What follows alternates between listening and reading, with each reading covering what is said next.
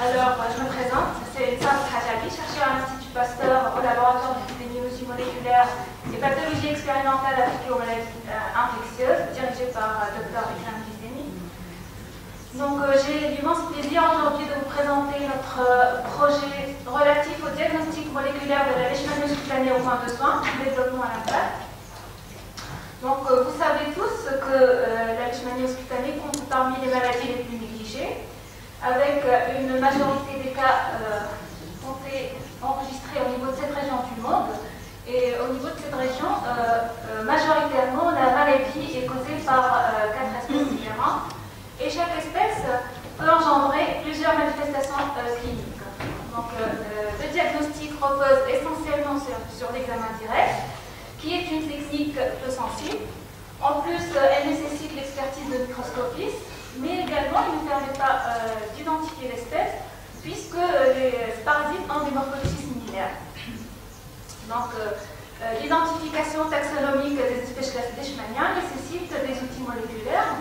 Donc, il reste une question centrale afin d'établir un diagnostic étiologique de la maladie, traiter et suivre les patients, mais également, elle permet une alerte précoce des autorités sanitaires en cas d'émergence. Donc, dans notre laboratoire, il y a eu plusieurs projets qui ont été développés pour le diagnostic moléculaire de la leishmaniose, donc qui ont bénéficié de plusieurs sources de financement, à savoir l'AIEA. Donc, ce projet nous a permis d'installer un diagnostic moléculaire de qualité assurée à l'hôpital Farhat Rachid de Sousse.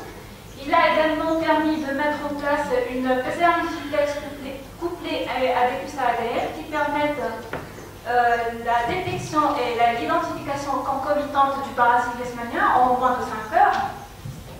Donc, cet outil est actuellement en cours d'évaluation dans le cadre du Centre d'investigation clinique de l'Institut Pasteur de Tunis.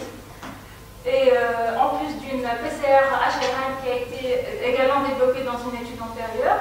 Et actuellement, on est en train de travailler sur un nouvel outil qui se base sur une amplification isotherme couplée à une chromatographie sur latéral flow qui délivre le résultat en moins d'1 heure.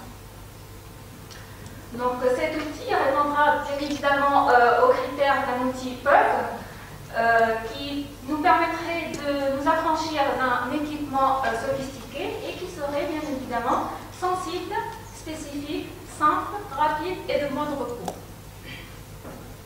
Donc, si on regarde ce qui existe actuellement en termes d'outils de diagnostic format PUG, il existe 2 kits qui sont déjà commercialisés, et puis il y en a d'autres qui sont en cours d'évaluation, sauf que ceux-ci permettent une détection générique du parasite leishmanien sans pour autant identifier le parasite.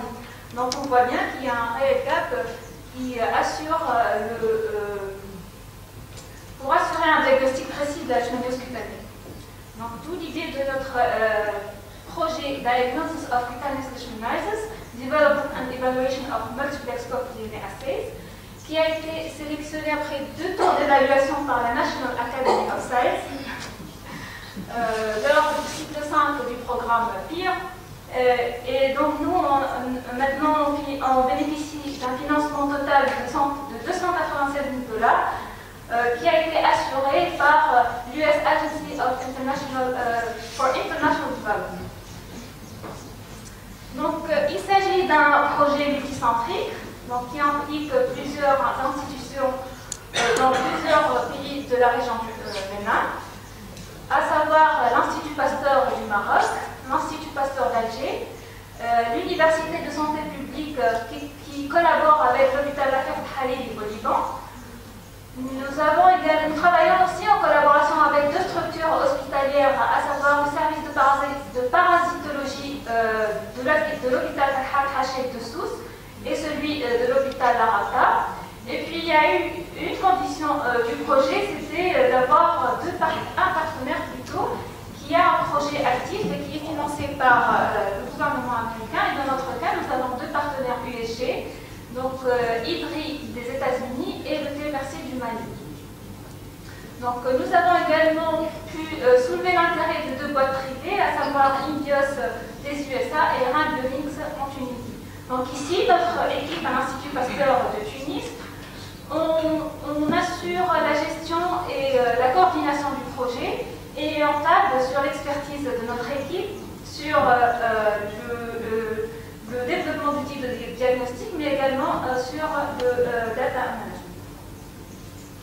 Donc, concernant nos objectifs, nous en avons trois qui sont interliés. Donc, le premier objectif, c'est le développement d'une amplification isotherme multiplex qui permet la détection et l'identification des espèces leishmaniennes majeures, infantômes et tropicales.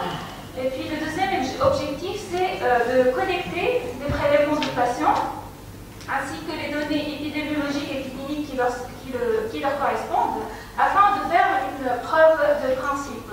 Donc le troisième objectif, c'est le renforcement de capacité et la mise en place d'un network qui va permettre la translation et l'implémentation du test. Donc, concernant le premier objectif, il s'est basé tout d'abord sur l'identification de cibles qui a été faite par une analyse bibliographique suivie d'une approche computationnelle et elle nous a permis d'identifier 70 cibles dont les séquences ont été extraites des bases de données locales et publiques et des fois complémentées par des séquençages de type sanguin. Donc ces séquences ont été alignées puis annotées. Et parmi ces 70 séquences, nous avons sélectionné 25 pour leur pertinence en termes de pourcentage d'homologie interne et intraspécifique. Donc, dans ces 25 cibles, nous avons pu développer 35 tests et on a retenu 17 pour, en fait, on a retenu 17 sur la base des résultats expérimentaux en termes de sensibilité et de spécificité. Donc actuellement, nous sommes en train de travailler sur la mise en place de ces 17 tests. Ici, un exemple d'un test spécifique à Leishmania infantile. En fait, ce qu'on fait tout d'abord, c'est tester la spécificité par rapport aux autres espèces. Après, on teste la limite de détection. Et nos anticorps sont tout d'abord testés sur gel d'agarose, puis ensuite sur la cassette qui contient le lateral flow. Et on voit bien qu'il y a une nette amélioration de la limite de détection sur cassette par rapport au gel d'agarose. Donc, une fois les 17 tests mis en place, on va procéder au multiplexage qui consiste à mettre trois simplex dans une même réaction en essayant plusieurs combinaisons possibles. Donc la meilleure combinaison en termes de performance du test sera sélectionnée pour être évaluée sur des échantillons de patients. Donc la collecte des échantillons a débuté après avoir vu l'approbation d'éthique dans les différents sites de l'étude et après avoir également harmonisé notre protocole de prélèvement et formé tous nos collaborateurs sur les règles d'éthique et de bonne pratique. Donc jusqu'au jour d'aujourd'hui, nous avons reçu 157 échantillons. Donc ces échantillons, dès leur réception, ont été codifiés. Ensuite, les ADN ont été extraits, puis on les a caractérisés par des outils moléculaires standards qu'on a au labo. Donc concernant les données épidémiologiques et cliniques, elles ont été analysées grâce à une plateforme digitale Lesionia qu'on a développée dans le cadre de ce projet et qui permet l'analyse en temps réel des données. Elle va également nous permettre d'évaluer notre projet, de notre outil plutôt, en termes de mesure de performance du test. Donc, parallèlement à nos objectifs scientifiques, nous visons le développement de carrières de jeunes chercheurs par l'implication de ces jeunes chercheurs dans les différentes parties du projet. Nous assurons également l'encadrement de jeunes étudiants et leur formation qui est complémentée par les workshops qu'on organise lors de nos meetings. Nous visons également à élaborer un network qui va nous permettre la translation, bien qui va nous garantir plutôt la translation et l'implémentation du test. Et c'est justement dans cet objectif-là que nous avons répondu à un appel qui a été lancé par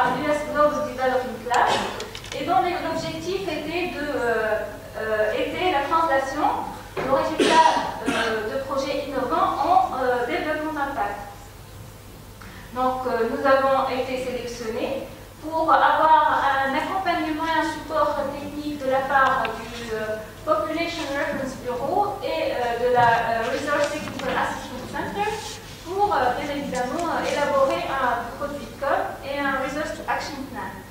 Donc une policy analyst a élaboré un questionnaire et s'est déplacée en Tunisie pour consultation d'un certain nombre de stakeholders qu'on a définis, et également pour l'animation d'un workshop qui nous a permis de prioriser nos objectifs de recherche et d'élaborer un agenda qui était en corrélation avec la timeline de notre projet pour l'engagement des stakeholders, également pour la planification, l'élaboration d'une chaîne de valeur et la planification de la dissémination et la sensibilisation qui justement sont en partie réalisées grâce aux produits de com qu'on va produire et qui va nous permettre d'impacter les policymakers et d'informer les communautés et des potentiels utilisateurs de l'outil.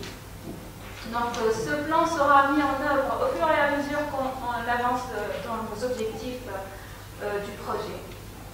Donc avant de finir, je tiens à remercier tous nos collaborateurs en Tunisie, au Maroc, en Algérie, au Liban, au Mali et aux États-Unis.